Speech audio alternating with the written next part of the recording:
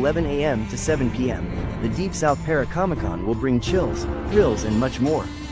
Special appearances by the paranormal rocker Keith Age, Blaine Rohan Psychic Medium, Dr. Lee Tree Anna Brown, Professor Matthew Brown, Lilia Bogoeva, Michael and Destiny Fox from Fox Paranormal, creator of American Demon comic Austin Light, producer Gwen Johns, Ben Bracken with Dothan Ghostbusters, Ken Gerhard from Monster Quest and Ancient Aliens, WCW Wrestling NWO Wrestling American Giant Buck Bresner, CCW Wrestling The Masked Assassin Russ Conway, James Stokes from Stranger Things, Voorhees Night of the Beast and many more, Ethereal Voice Paranormal Richard and Colleen Johnson, Jessica Lentz cosplay artist.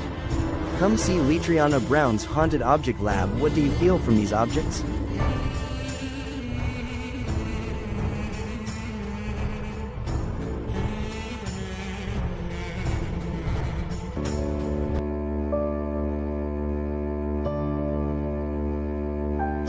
Charges, you guys run, I'll hold it back, I'll shoot at it, hold it back, try to scare it, but if this thing charges, I can defend myself, you got it.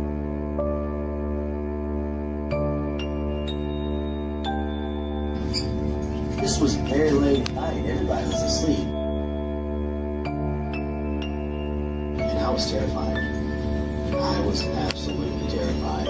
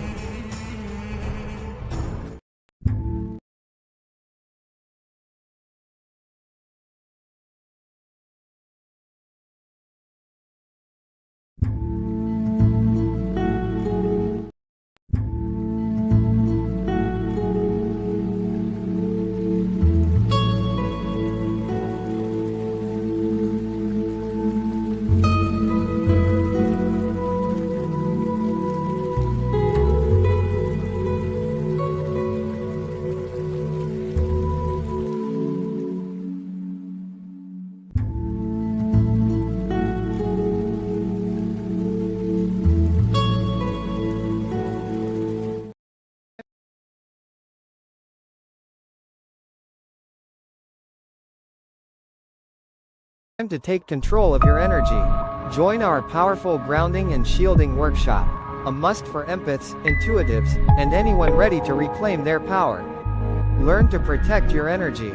Stay centered in any situation. Live with clarity and strength. This workshop could change your life. Enroll at Deep South Paracomic-Con.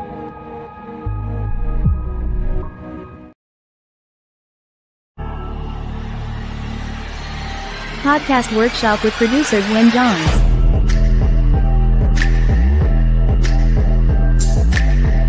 Do you dream of having your own podcast? Gwen Johns will discuss how to get started creating your own podcast and how to build an audience. Gwen Johns Podcast Workshop at Deep South Paracomic-Con.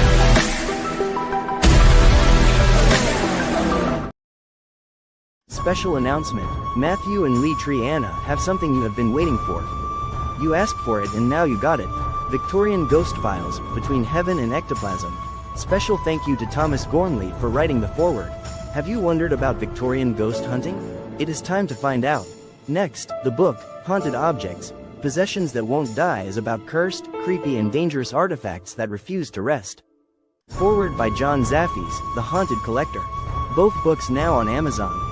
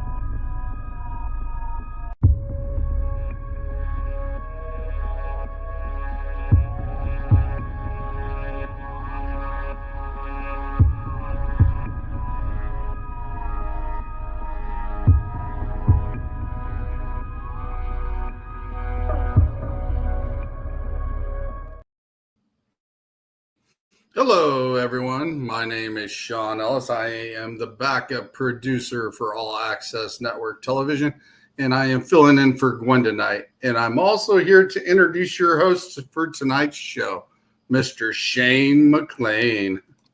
What's up? What's up, guys? Welcome to Bridging the Seen and Unseen again. I'm Shane McLain. I'm your host, and I'm excited to be here.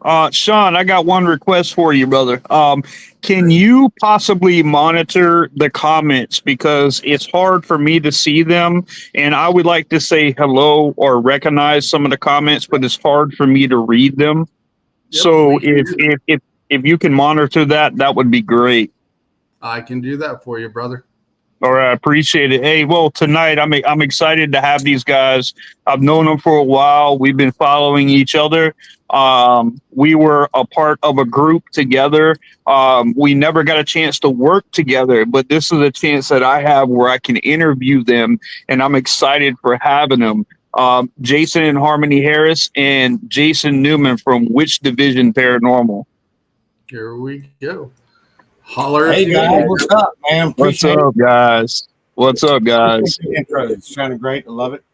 Yeah, awesome. I'm so glad to have you guys here. You know, I've got a lot of questions for you. But before we start and everything, why don't you just introduce yourself properly and then tell everybody a little bit about who you are and what you're about. We're pagan, Wiccan, religion-based paranormal group, nonprofit organization, and we're mainly about helping people. That's why we got into the paranormal. Just been a hard road. I mean, getting to where we are today has been the community is tight. I mean, you have to say. I mean, getting it known in the paranormal community is just really hard, but once you do and you get that established, I mean, it's amazing. Y'all from the witchcraft community, pagans and non-religion, and everybody has just showed love, and we appreciate it. I just can't appreciate it enough. I mean, I'm astounded, and super glad to be on the show, man. I'm really thank you, man. Thank you. It's a pleasure. Mr. Newman, why don't you tell people a little bit about who you are? Well, I've been recently been in and out of paranormal for a few years. I've always been interested in it. I'm more of like the research and history, and with a little bit of folklore tied into it. I've always loved history, and what got me into learning about the darker side of history was watching like really Discovery Channel shows in like the early 2000s. The first one I ever saw was The Haunting in Connecticut, about that family up there. Classic. Whose kid was, they moved closer to the hospital, but turns out for the kid's treatment, turns out the house they moved into was, funeral parlor. I was like, all right, if I like history, why not just, do a deeper dive and, get the actual behind that. And later on, I was getting into folklore, learning about different cultures' folklore. And it just went on from there. And then, like, recently, we were part of the same team and then broke off to do our own thing because I'm more of, like, I was itching to get back on investigations. And with these two, Jason and Harmony, we've actually been to some great places, got some great evidence. And don't mind that sound if you hear that. That's just my rabbit stomping on the ground, so that's not paranormal at all. But That's awesome. That's awesome. Harmony, now, have you always been involved in the paranormal also, or were you a part of this Witch Division too, or were you involved in the paranormal before that? Oh, absolutely. I started out in growing up with a grandmother who could see spirits, who had taught us about spirits. she's in the she was a part of the Catholic religion, and so my sisters and my brother and I, we learned all about it. And as I progressed, after my grandmother had died, I started having spirit, moments with spirits. So, but I can see them, I can hear them, and then I started working in the witchcraft community after becoming a pagan back in the, I would say early 90s is when I became a pagan, but I'm a part of Wiccan religion, so I have my own pages. I got like maybe over 16,000 people that follow me, plus other pages with with our Witch Division, is our TikTok is up 2,000. Yeah, we hit 2,000 a day with that. Appreciate it, everybody. Yeah, we're over 2,000 a day with that. And it's gradually, growing. But yeah, I had a lot of experience with it, but I didn't get serious about the paranormal until actually I won a contest. And it was through another Sister Witches page who's in the paranormal. I believe she has a paranormal team in Arkansas. So I won the contest. And ever since then, I've had nothing but people from around the country from different paranormal groups come to me on my witch pages and say, "Hey, Harmony, can you help me with this?" So, and I looked at my husband and I was like, I think this is meant to be to help people. People started sending us haunted objects. Yeah, I get people send me haunted objects, and I work with those, and I study demonology, and it just kind of grew. And yeah, I mean, and like I said, it just turned into. We ended up helping people so much that we was just like, yeah, I guess we need to form I guess this is what's going to happen. Yeah, let's go. And we were we were part of several teams. Don't get me wrong. I'm sure you said yourself that you've been there. I mean, part of this team, part of that team, part of this group, part of this part. Yeah, and just like I said, the road's rocky, and people don't realize that it's not easy. Yeah, it just isn't easy. I mean, people don't realize what we do and what we go through. I mean, last weekend we our team spent almost 6 hours at a cemetery. I mean, yeah, just to put a 10-minute video up. I mean, people don't realize. Oh, I know. Exactly. I mean, it's wild. And look, there's a lot that goes into it. You see these paranormal videos that are an hour long, and they have all this evidence going right there. But what they're not telling you is that 1 hour is really comprised of 8 to 12 hours of investigating. Yeah, or a whole weekend. I mean, we spent a whole weekend. Yeah. I mean, our whole weekend. We left Friday night. We showed up, and we don't get home till Sunday night. And we're getting calls saying, "Hey, from other teams, can y'all come help us with this?" And it's crazy sometimes. And then defining which ones to take and which ones not, because yourself, half of them. We spend a pretty grueling process when it comes to some investigations, just because of that reason. And that's, is this real? Is this really happening? Am I wasting my time? And so, I mean, we spent up to 2 months interviewing and talking with these people. Yeah, we have a process that when we're brought a case, before we even think about it. Yep. And that's the same thing. That's the same thing that we do. Like I said, you guys are pagan, and of course I'm a pastor. But my whole goal in this podcast was bridging the gap between paranormal and clergy. And it doesn't mean clergy and what I mean is that I want to bridge the gap between everybody who effectively helps people in this community. Exactly. And that's what means a lot to me, because, what works for me might not work for you, and what works for you might not work for me. But that doesn't mean that we can't come together and have a good communication level and find out what happened during your investigation or what happened during mine, because I don't do a lot of locations, guys. We don't get a chance to do a lot of locations because of the residential work that we do. So, but I'm glad to have you guys here. I'm glad to have you guys on this show. And I think I think what you guys do is great. And I want the community to really get a chance to know who you are and things like that. And you guys were talking about that investigation you were doing at the graveyard. That's the videos that you sent me, right? Yes. It's called Hell's Church, but the actual only documentation we can find is classified as a non-denomination church. And they claimed it was satanic and this and that, and once again, where did they come up with that? Where did they come up with that satanic? It came up in the folklore in the 60s. It's just the folklore of it. Yeah, that's what the person who had told us about it, and then we ran into someone else. Don't go there, bad place. Yeah, it's a bad place. That's where people go to get rid of things. That's what we were told. Now we've been there twice, and we was there once with Rabbit, and honestly, yes, there's something wrong. There's something off there, but demonic, satanic, and anything else, no, we never found any evidence. There was no evidence. Can't find any actual facts other than the church was never finished. It was a non-denomination church. It is predominantly African American.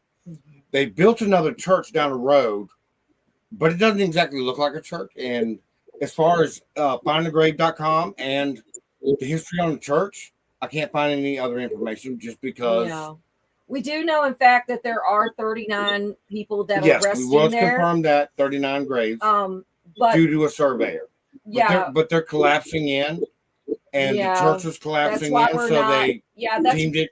That's why we're not giving away the exact location of it. Because we don't want people going there and getting hurt. We don't want anybody to get hurt there. I got you. So let me ask you this. So in that location, were there buried people there first before the church started to get built? Yes. The earliest grave was 1876.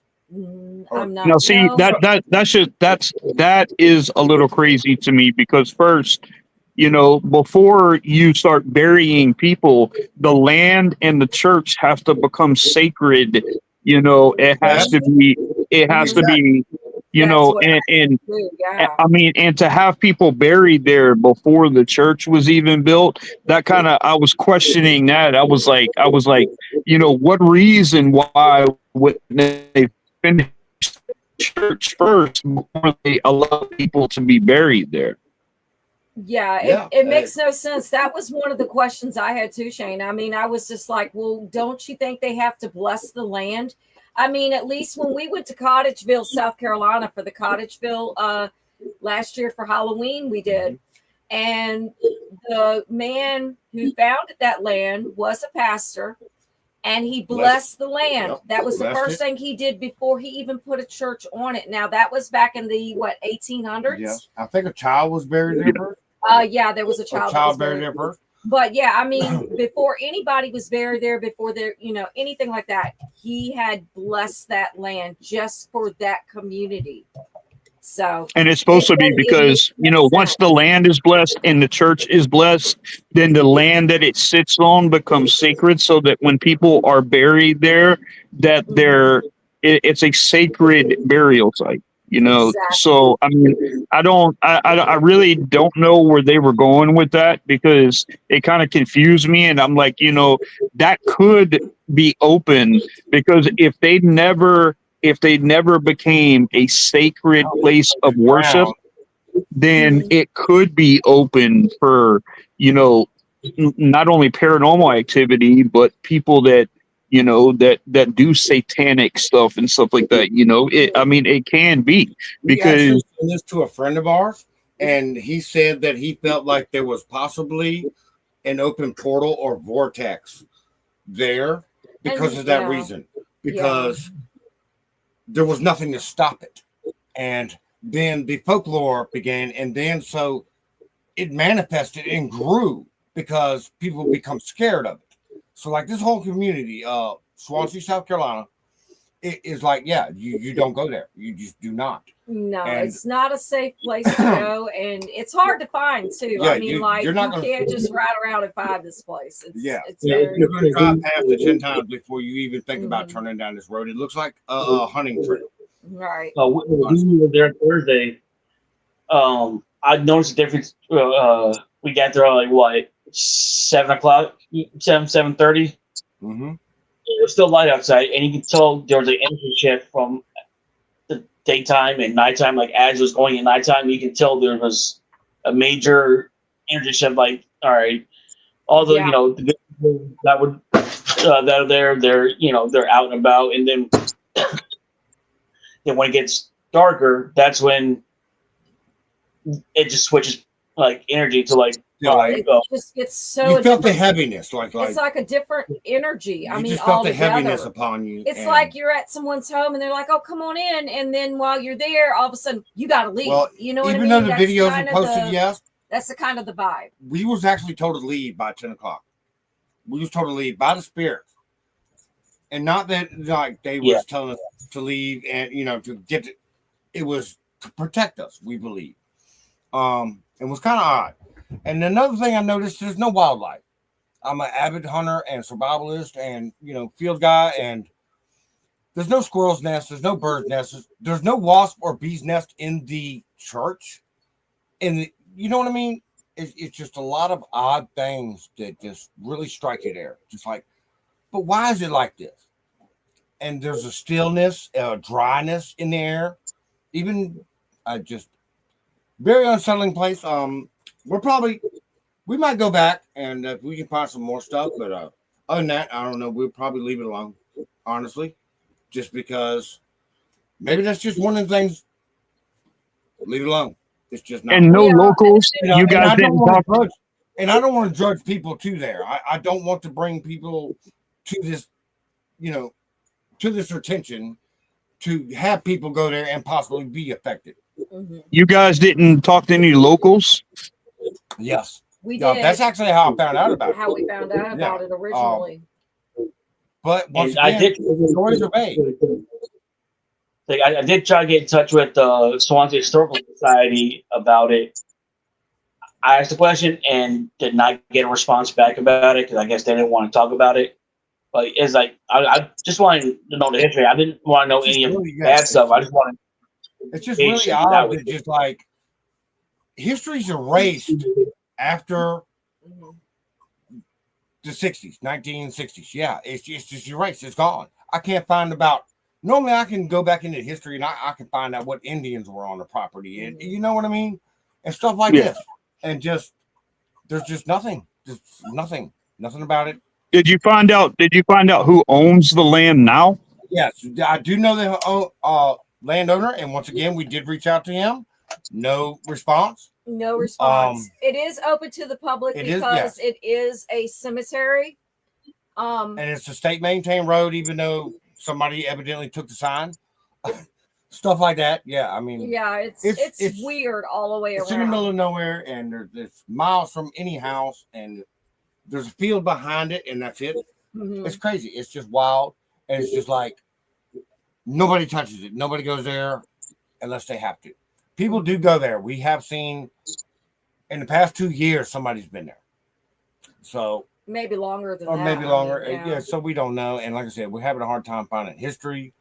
And as I sent you the video of Harmony doing the prayer, which the spirits asked us to do, so she figured that was the best prayer to do for them at that time. And it seemed like it and did. It seemed like it really did good. It did. It did a nice shift. Yeah, I mean, they were like, they said thank you. I mean, it was just like they approved of it, and I was like, okay, I just had a feeling just to read that certain Psalms, and I just read a little bit from it, and And once again, like you were saying, I mean, you have to be diverse. You can't be one-sided. I mean, no matter what your religion or faith or background is, you have to put that aside sometimes when you're trying to help somebody in dealing with a paranormal case. And if you can't do it, then I feel it's your obligation, which most I found that we do, is pass it on. You know what? I know someone that can hand. Here you go. And that's the biggest things is, and we try to help. I have worked. We're trying to help these people. Right. And I have worked with people who don't necessarily have a Christian belief, but like I said, I'm very methodical and I'm very theological. So a lot of the clearing and cleansing that I use goes back thousands and thousands of years. You know, so I mean, I use certain things that they use, and it doesn't really matter if they don't have the same belief. It's my intention and my belief when I go in there, and then when I confront that issue, that's what I use. We both make holy water. There's nothing better than yours and ours. It's the intent on that intention that you put What you're behind trying it to in the send prayer out. Mhm. and what you're Right. sending out. Right. And it's also got to be on the receiving end. If that person's not receiving it, it goes against you just Right. as hard. And people Right. don't realize that. And we're like, well, you have to believe this. You don't need us to believe it. You have to believe this. Right. We actually had a case like that with Angela. Oh yes. Rock Hill? Was it Rock Hill? Yes. Rock Hill? No. Anyway, and yeah, that's basically what it boiled down to was she had a little gift, we believe. And so, like, the spirits get a little chatty with her. And, you know, we just basically was like, look, you just got to be able to control it. You got to be able to just tell them, leave me alone. Or, you know, say a little prayer and stuff like that. You know, call St. Michael and stuff like this. And then 6 months later, she's happy. She's like, yeah, they chilled out. They left me alone. I don't feel that chatter. I don't feel that. And once again, we did a history all the way back to, I think it was almost 1800s on that property, and was like, look, there's nothing here. We just can't find anything. We believe it was a family member, and we're just looking after it and playing with the kids. That's what we believe, and that's what we helped her with, and she still writes us today. Yeah. That's awesome. That's good. That's good. So, I mean, like, I know the clearing and cleansing method that I use, you know, with holy water, holy oil, Benedict cross, Benedict medallions, you know, and just the cleansing that you around the house, every single wall, every single window, every single mirror. I close all entryways, doorways, portals. I mean, I do the work. I mean, I got called to do my dialysis center, my dialysis center that I did. There was a skeptic over the paranormal in there until she started getting affected.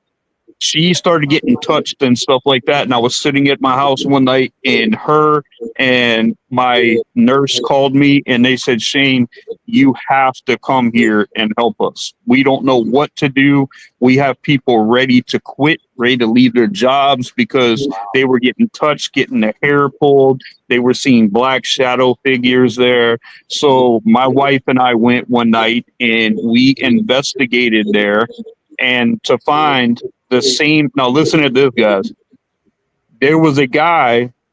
I went there on a Thursday, and I was getting dialysis, and I was sitting in the chair, and all of a sudden I felt like I was going to have a panic attack, and I hardly ever get those. And I felt like really weak and everything. And I told these people, I said, look, I have to get off this machine.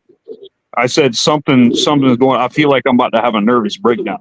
And so they took me off the machine.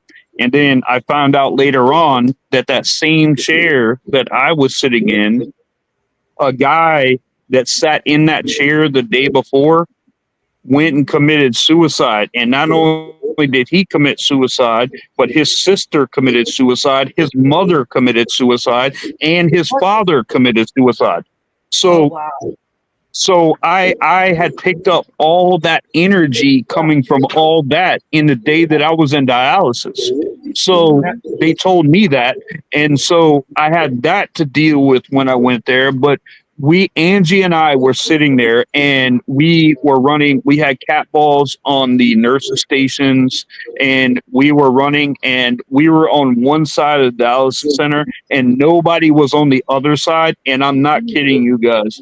Her and I looked, and this shadow figure stood up like this, and it was at least, what do you say, babe? What, 9 foot tall? Like 9 or 10 foot tall. Wow. Oh my goodness. You know, and that was all the aggression, all the energy. Apparent black or just solid black? it was just solid black. It looked like a reflection off of something onto the wall, but you could see it growing up the wall like this. And I mean, its head was covering the ceiling and stuff like that. It was crazy. But we were able to identify and able to help that kid, you know, find rest and you know, break the generational curse that was laid upon his family with suicide and things of that nature. And then we were able to properly clear and cleanse my entire dialysis center, which took about 4 hours to do that. But we were able to do it, and they have not had one single issue since. Great job. But now that's the thing, though. Now imagine if you wasn't the one who had sat in that chair at that time, and it was just a normal person, knows nothing about this, doesn't know how to handle it or deal with it. Yep. You knew to get up and go. No, this isn't cool. Imagine if that energy attached on somebody else, and then right. And I knew I wasn't going to sit there and just accept that. You know, I wasn't going to sit there because my dialysis treatments go for 3 to 3.5 hours. You know, so I sit that chair, and I'm telling you, it didn't happen until about 45 minutes in. And as soon as that hit, I mean, I remember closing my eyes, and because I usually try to go to sleep during it, you know, to cover that 3.5 hours. And I woke up and my heart was beating out of my chest. I started sweating. My blood pressure went down. It set the machine off into red. So the nurses, and I felt like I was going to have a panic attack. And so, I mean, I got off that machine, and then they told me why. They told me what happened with that guy that sat in that chair. Wow. That's a good thing, because you would have never known. Yeah, and like I said, imagine just if it had just been another person. Yeah. What that would have done to their life. That could have affected. You know, I get premonitions and visions, and you know, when I get them, they're never good. And I got one in dialysis one day. One of the nurses was pushing the blood bin. And, you know, when you take the tubes out of the arm or whatever, you know, they're still filled with some blood and stuff like that. So they take them and throw them in this blood bin. Well, the guy that was sitting next to me was a deaf guy. He couldn't talk, but he was sitting in the chair next to me. And the nurse came by, and the blood bin fell over, and the blood went underneath his chair. And the second it went underneath his chair, my ears started ringing, and all of a sudden I went into a dream state, and I saw very clearly in rapid pace these two tubes like this in front of me, and I saw blood going up and down in those tubes, up and down, and I didn't know what that was for. And I told the nurse, I said, look, I just had one of these crazy visions. I don't know what you guys, but please be careful. And then later on that night, the guy that was sitting next to me that couldn't talk, he was deaf, he went home and he died in his sleep. And listen to those guys. When they did the autopsy, they found that his lungs filled with blood. Oh. And he died off the blood in his lungs. So what I was seeing was the blood filtering in and out of his lungs before he died. Mm-hmm. Damn. Mm-hmm. Wow. I can't say that I have those gifts.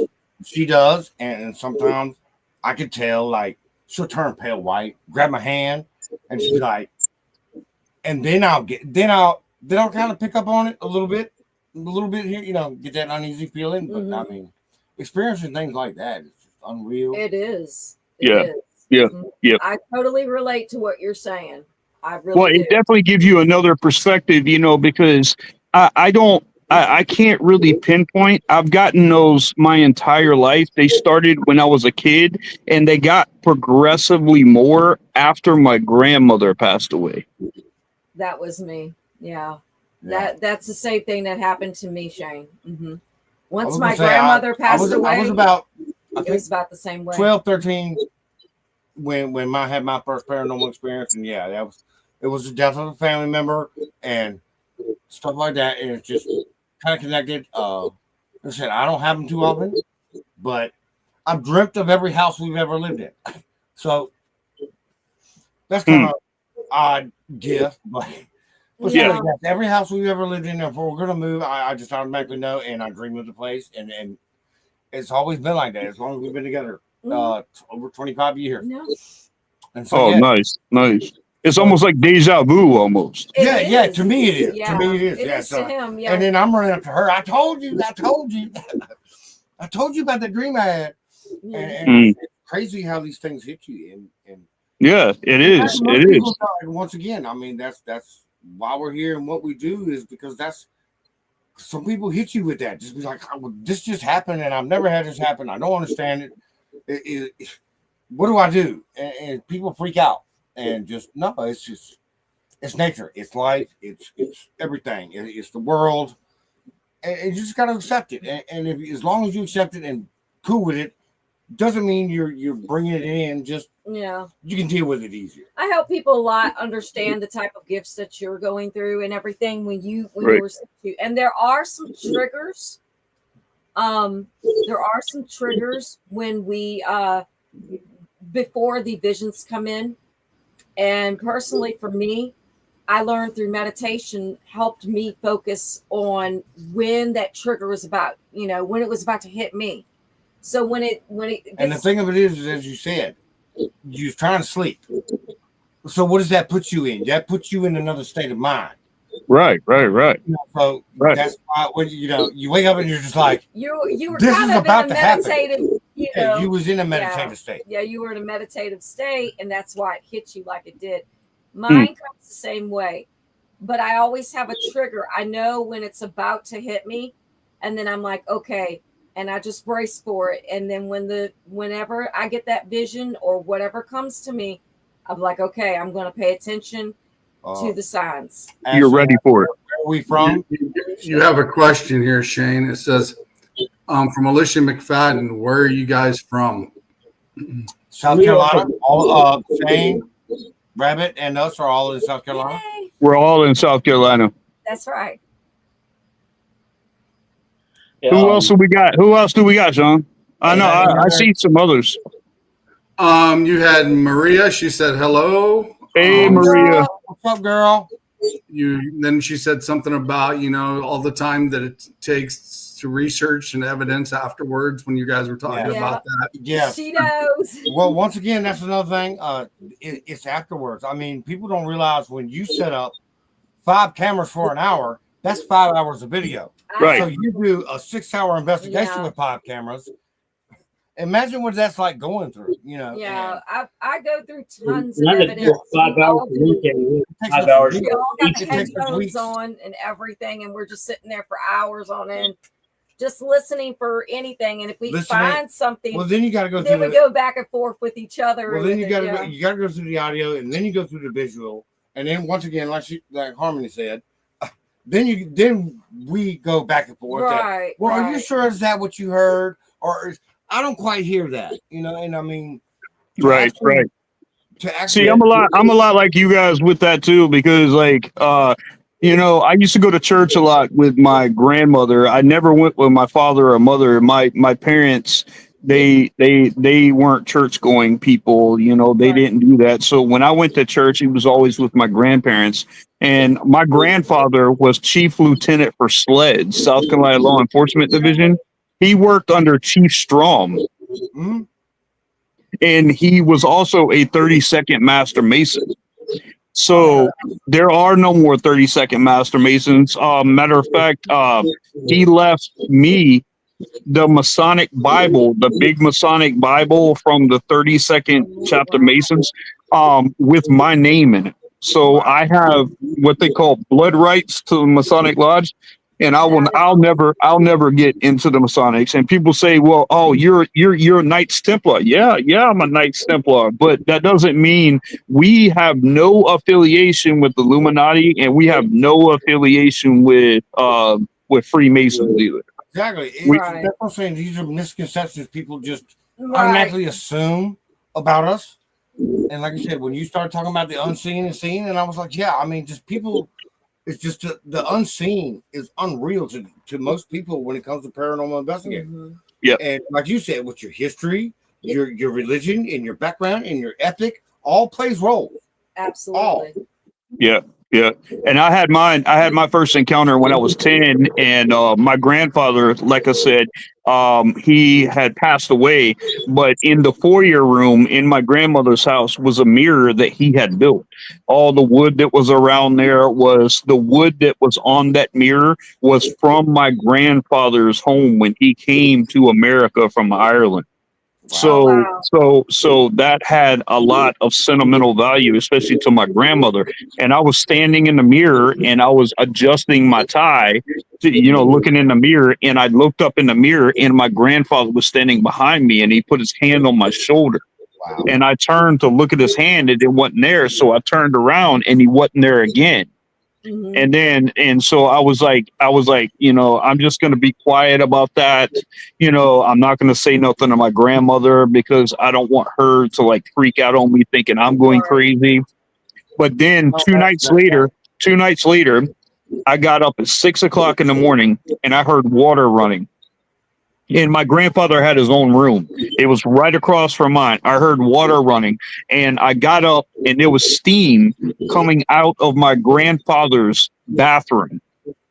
Oh, There my was God. steam. So I got up real quick and I ran in and opened it up and the whole bathroom was filled with steam. The hot water was cut on and everything. So I cut it off and then I came back and I shut the door back. And then I looked, and my grandfather had a very particular way he did things every morning. When he got out of bed, he folded the bed back into a triangle like this. He got up, went to the closet, grabbed the suit out, put the suit out on the bed, put his shoes down on the bottom of the floor next to the suit, and then he would go get in the shower. So when I came out of the bathroom, I looked, and his closet door was open. The bed was folded back. You can actually see the feet where the feet imprints were inside the cover on the bed. You can actually see the feet. So the cover was folded back. A suit was put on the bed. His shoes were there. And then I'm standing there with the light on and I'm like, and I'm trying to just process everything. Mhm. And then my grandmother walks in and she looks at me and she was like, why did you do this? And I'm like, I didn't do this. I just Right. got up. I mean, what is it, 6:10 in the morning right now? And like all I did was I heard water running, and then you can see it in there. She looked at how everything was, and she knew right then, because I remember them celebrating their 50th wedding anniversary. So there's nobody that knew that man better than my grandmother. That's And right. so when she saw all that stuff that was there, and she's like, there's no way Shane could have pulled all that off. Mhm. But still, And so for the did you first ever time, feel fear? she actually saw for the first time, she was like, he must still be like, this is his way of letting us know that he's here. Exactly. Like I said, Oh, y'all yeah, he was. y'all never felt fear though, not once.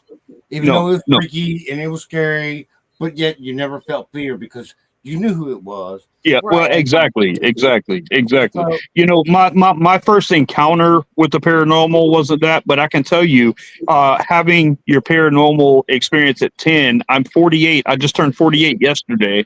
right, happy And Happy birthday, by the way. birthday. Yeah. thank you guys. Thank you. I just turned 48 yesterday, and I'm telling you, I've been chasing this thing since I was a kid. So, we're looking at what, 38 years, of, trying to find truth behind this. And, That's right. guys, I used to do old school stuff, man. Like I use some equipment now. I use some equipment that I use when I Mhm. go because my wife and I do our own investigating and then we do our own clearing and cleansing after we investigate and identify.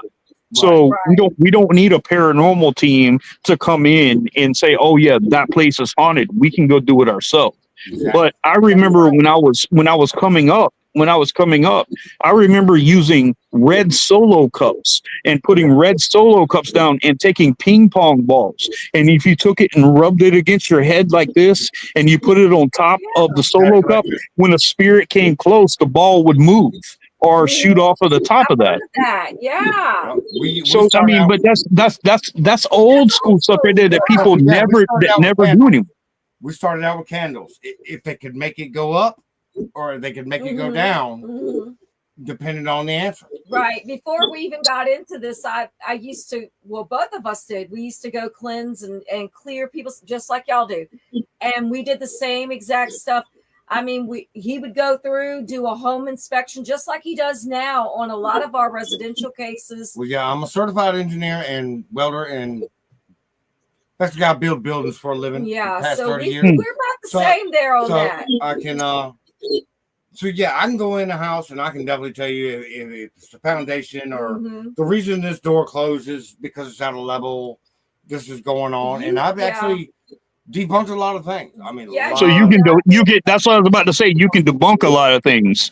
And I have, like I said, a recent case was a woman had her laundry cabinet doors would open, and she would close them, and if she'd come back, and it'd be open again, and it freaked her out. It just freaked her out. She thought it was a spirit opening the door. Come to find out, her cabinets were basically falling off the wall. I even had her kids go upstairs and jump up and down so I could make sure that he did. Just to different make sure, things. I was just like, because I tried everything I could to make them open, and I was like, well, I can't make them open. I just can't.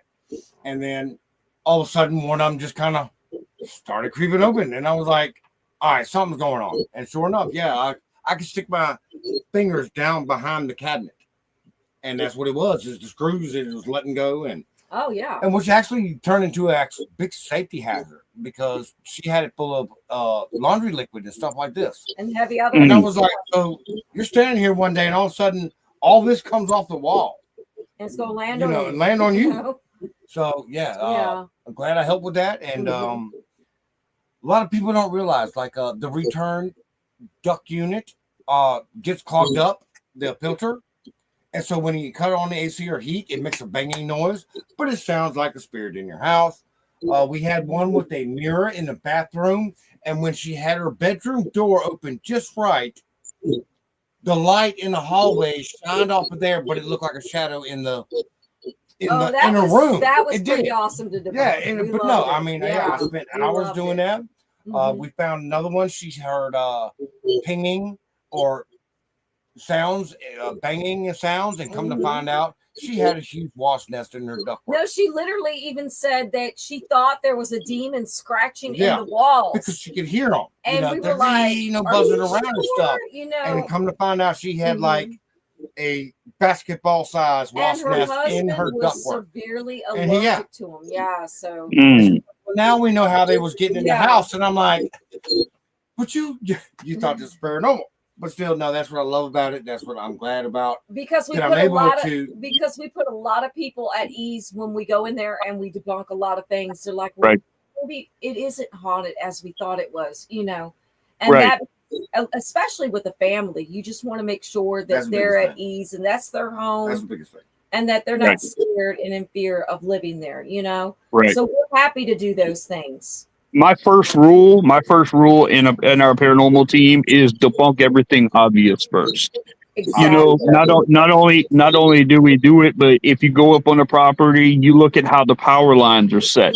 You see if there's power lines going this way and this way, the electromagnetic field could be very high in that house, which could be causing headaches. It can cause hallucinations. It can cause a lot of things that are not natural that will seem paranormal, but they can be explained. Another thing we always check is ley lines, natural ley lines. And, that's smart to check them. And minerals in the ground, natural minerals. A lot of people don't realize that if there's a lot of magnetic rock in the ground underneath your house, that you're going to constantly feel a gravitational pull. You're going to constantly feel weighted down, sick, or possibly haunted. I put this pencil over here and it rolled off table because the lead in the pencil is connected to the magnetic. So stuff like that. People, like I said, once again, people do not realize what we do and what we go through to do this. Right. It was my second ever home case I did with our previous team. The homeowners were feeling like really, really bad heaviness, and like I was just snooping around the house. I happened to look out, and down where the basement is, outside of their bedroom, was the AC unit. As like that could be, with the AC unit being there, all that electricity going through the walls, and could be affecting the way they sleep because it was right outside the master bedroom on the ground. So that could be like seeing stuff at night, and why you're feeling like really tired, you can't. Mm-hmm. Yep. And there are things that can be explained, but then there are some things that can't be explained either. And that's the good thing about that's the good thing about the separation between ghost hunters and paranormalists. Yes. A paranormalist knows how to go in, research everything, not only from the land, but the layout of the land, the level of the house, the temperature of the house, the EMF frequencies around the house. You look at all these things first, and then the things that cannot be explained, in the bed at nighttime when all the power's off, if something's going on, if somebody's being emotionally or spiritually attacked, even in their sleep, where a succubus or incubus or something like that, that's where paranormal comes in. But once you debunk everything that can be debunked first, between the lay of the land, the EMFs, the temperatures, if the house is settled, if there's unlevel in the ground, basements also have a tendency to throw off EMFs. Exactly. Oh, yeah. High EMF. Mm-hmm. And another reason is because the house is grounded usually through there, and the copper wiring. The copper wiring across the roof. Yeah, it runs all through the ground. And so, it just doesn't take much to just cause basically anything. And I've seen a lot of people on top of basements. I've seen people like take their EMF, and I've seen them drop it onto the floor, and then all of a sudden it go crazy right there. And then I'll come in and I'll stomp on the floor, and I'll say, "Is there a basement underneath?" And I said, "Leave that EMF right there." And then I'll go into the basement and then look, and then all the house's wiring is right underneath that floor. Right there. Yep. Yeah. So no wonder why it's picking up the EMF. Mm-hmm. Yeah. Absolutely. So I mean, I definitely agree with it, guys. We got about 5 minutes left. Why don't you guys tell people how to get a hold of you, and Mr. Newman, you also tell about that new store that you have going on. Go ahead, Newman. All right, If you like. Yeah. So me and my sister, my brother-in-law, and my niece started this new store called the Cultured Vulture Boutique. So it's all homemade. We get our the milk for the stuff right from the goats we have outside my backyard. So it's only like soap, lotions, creams, and my sister is a witch, so we do. So she knows how to treat everything with respect. Everything is she uses local ingredients. Everything like make sure everything that goes in it is respected, and so that way we can not cure but help those with like getting because she does have some creams and stuff to help with like joint pain and all that. So like it's more of like a healing factor. Hopefully. Do you guys have a link for that store? Do what? Do you have a link for that store that people can look into it and find? Yeah, we do have a Facebook page. It's called it's called Cultured Vulture Boutique. And Cultured Vulture Boutique. Okay. If you do Google search us, we are the sixth one to show up with the first social media page to pop up. So just Google search Cultured Vulture Boutique and look for the first Facebook page to pop up in the search, and that's us. Or you can go to the Facebook page. The Facebook page has links to the online store that we have, and we are in a couple of stores around the area. Okay. Awesome. Guys, listen, those of you that are watching, go to their Facebook, Culture Vulture Boutique, check them out. Look at their stuff, man. Show some love and support towards them, because that's what this community is about. Great You know, if we're going to scream para-unity about everything, then we have to support each other in every aspect of it. In all things. So Exactly. so that's a way to do it. Which Division? How do people get a hold of you? Okay, so anybody can find us. We are on TikTok, we are on Facebook and Instagram. You can find us at any of those social media sites, and YouTube as well. Yeah, YouTube. Like I said, yeah, pretty much any social media we're on. I don't know. Just look at Which Division. Yeah, we're pretty easy to find. You can't miss our ghost icon. Exactly. Yeah, I just want people to be. I just want people to. Yeah, and speaking of that too, why don't you show the tattoo that you got? Yeah. I hope y'all can see it. Oh, look at that! Which Division? Yep, got that today. Kind of spurred It's got to be for real now. It is a tattoo. Yeah, that's what I said. Well, our youngest daughter made a logo, and so that it has another meaning right there. Is that she made our logo for us, and it blew up because people related us to that. I know that logo. I seen your logo. Yeah, a lot of people And so said I've seen that logo on YouTube. And just by a conversation, and people are like, "Wait a minute, y'all are the people that are on Which Division?" I'm like, "Yep, that's us." So I do have to give a big shout out to Justice Inc. In Casey, South Carolina. Awesome. He did a great job. Exactly what I wanted. I didn't want to change much, but he had to change some things. But did a great job. And yeah, he did a great job on that lettering too. The Which Division lettering. I mean, it's smooth looking. Yeah, it is cool looking. It is. It's smooth looking. Well, guys, listen. Check out Which Division Paranormal. They got some videos. They got stuff going on. Like I said, on TikTok, on Facebook, on YouTube. Go check them out, because they are worth watching, and they're really, really good people.